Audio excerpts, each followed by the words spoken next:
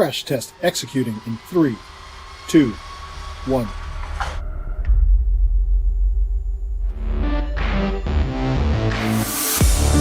So this is our crash test barrier lab. The test vehicle starts at the end of the track, about 340 feet away. We attach the vehicle to the propulsion system to the steel cable here. The 2 Model S performance drive units pull the test vehicle all the way down the track until it's about 3 feet away from the wall. Well in advance of us ever producing a physical prototype, we're running thousands of crash simulations. So at the design level, we'll produce 3D models of the parts, and we'll simulate those using very complex and sophisticated mathematical models that represent the physics of a crash.